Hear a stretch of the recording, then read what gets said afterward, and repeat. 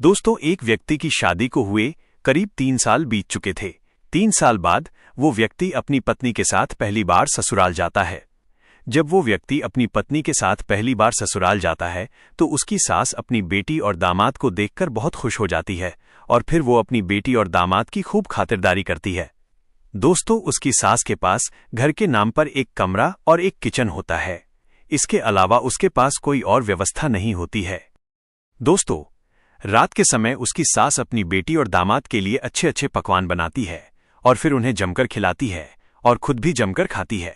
खाना खाने के बाद सास अपनी बेटी और दामाद को कमरे में सोने के लिए भेज देती है और खुद एक चारपाई लेकर आंगन में सोने के लिए चली जाती है। दोस्तों, करीब आधी रात के समय उस व्यक्ति को प्यास लग जाती है।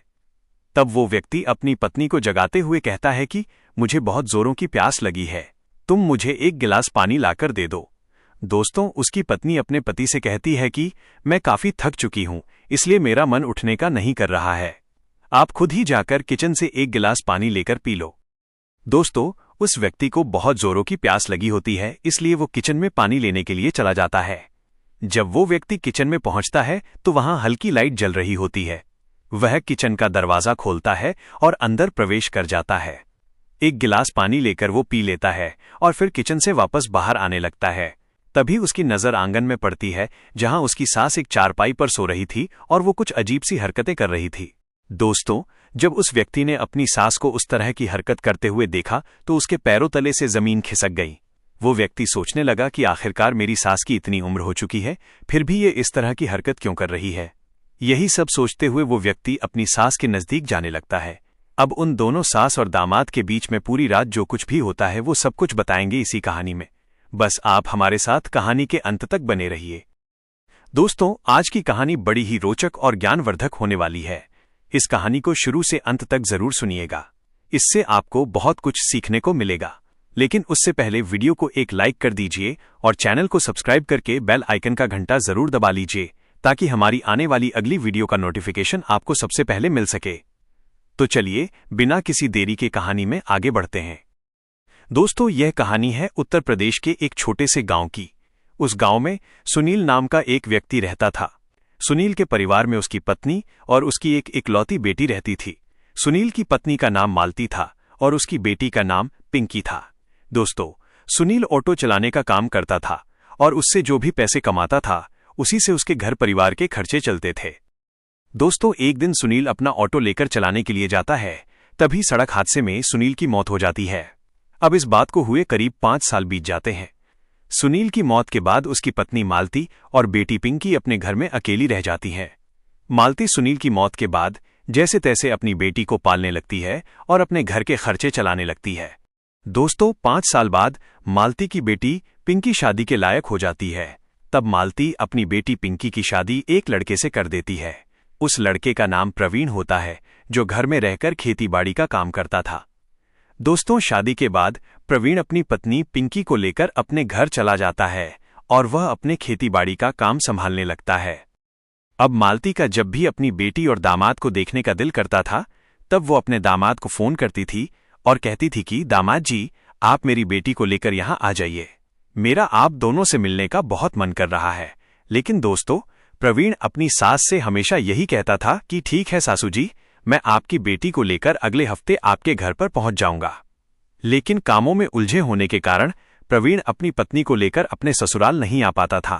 इस तरह से दोस्तों करीब 3 साल का समय बीत जाता है। 3 साल बाद प्रवीण का अचानक से मन बन जाता है कि इस बार मैं अपनी पत्नी को उसकी मां से मिलाने के लिए जरूर लेकर जाऊंगा। दोस्तों, तभी एक दिन उसकी सास अपने दामाद को फोन करके कहती है कि दामाद जी, आपको और मेरी बेटी को देखे हुए करीब 3 साल का समय बीत चुका है। अब आप समय निकालकर एक दिन मेरी बेटी को लेकर मुझसे मिलने के लिए आ जाइए।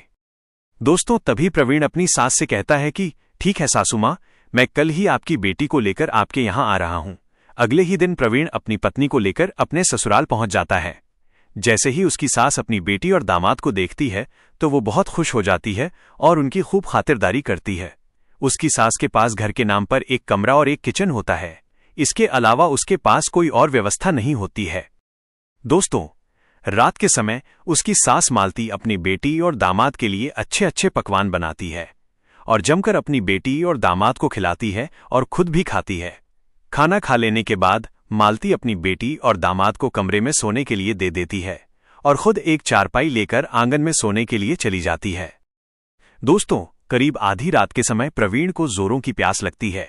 तब प्रवीण अपनी पत्नी पिंकी को जगाते हुए कहता है, मुझे जोरों की प्यास लगी है, तुम मेरे लिए एक गिलास पानी ले आओ। पिंकी अपने पति प्रवीण से कहती है कि मैं काफी थक चुकी हूं, इसलिए मेरा मन उठने का नहीं कर रहा है, आप खुद ही किचन से पानी लेकर पी लीजिए। तब प्रवीण को बहुत जोरों की प्यास लगी होती है, इसलिए वो बिछावन से उतरकर किचन में चला जाता है। किचन में हल्की रोशनी वाली लाइट जल रही थी। प्रवीण किचन का दरवाजा खोलता है और फिर एक गिलास पानी लेकर पी लेता है। पानी पीने के बाद प्रवीण किचन से बाहर निकलने लगता है। तभी प्रवीण की नजर आंगन में पड़ती है, जहां उसकी सास एक चारपाई पर सोई हुई थी और एक अजीब ही तरह की हरकत कर रही थी। दोस्तों, जब प्रवीण अपनी सास को उस तरह की हरकत करते हुए देखता है तो प्रवीण के पैरों तले से जमीन खिसक जाती है। प्रवीण ये सोचने लगता है कि आखिरकार मेरी सास की इतनी उम्र होने के बावजूद भी वो इस तरह की हरकत क्यों कर रही है। इसी बात को जानने के लिए प्रवीण अपनी सास की तरफ धीरे धीरे बढ़ने लगता है। जब वो अपनी सास के नजदीक जाता है तो देखता है कि उसकी सास अपने हाथ जगन्नाथ कर रही है। दोस्तों, उसकी सास अपने हाथ से ही अपने मन को शांत करने की कोशिश कर रही थी। जब प्रवीण अपनी सास को इस तरह की हरकत करते हुए देखता है तो प्रवीण का भी मन मचल जाता है। तभी प्रवीण अपनी सास से कहता है, सासू जी, यह आप क्या कर रही हो? आपकी इतनी उम्र होने के बावजूद भी आप इस तरह की हरकत कर रही हो। तभी प्रवीण की सास मालती अपने दामाद से कहने लगती है कि दामाद जी, आप तो जानते ही हो कि आपके ससुर की मौत के बाद मैं यहां अकेली रहती हूं।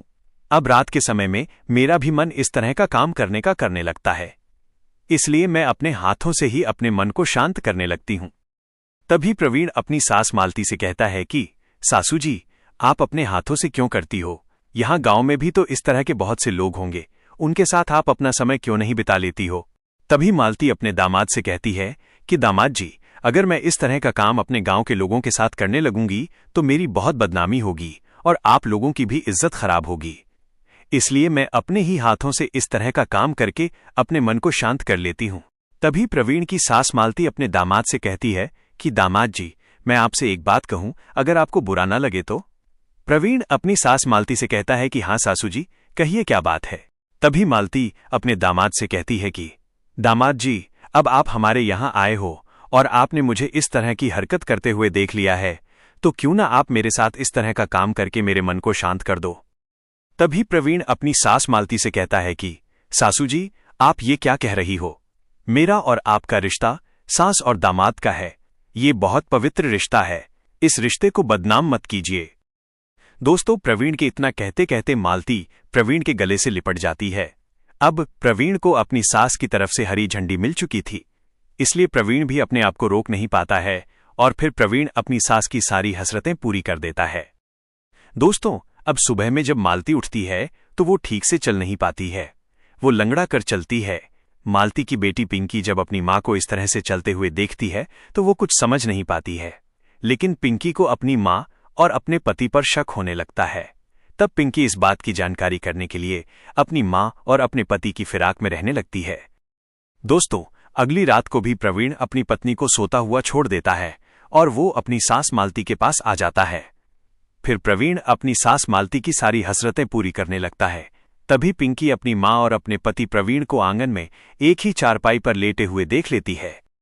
दोस्तों, तब पिंकी ये सोचने लगती है कि इस समय अगर मैं कुछ बोलूंगी तो इसमें मेरी ही बदनामी होगी और मेरी मां की भी बदनामी होगी।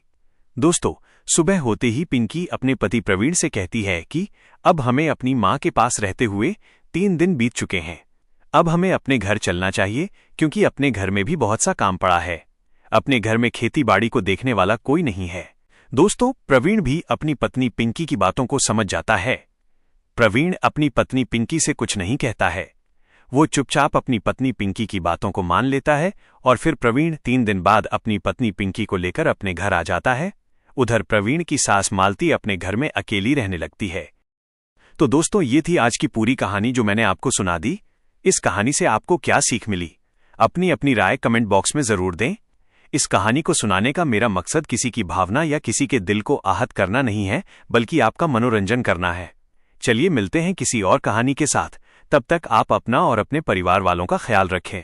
जय हिंद, जय भारत।